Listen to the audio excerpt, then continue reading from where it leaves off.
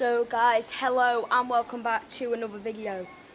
So today we are hopefully, well, it's clear skies, so it should happen. We should be seeing the Antonov 225 en route from Prestwick to Châteaurex in France, if that's how you pronounce it. So here it currently is, just en route now.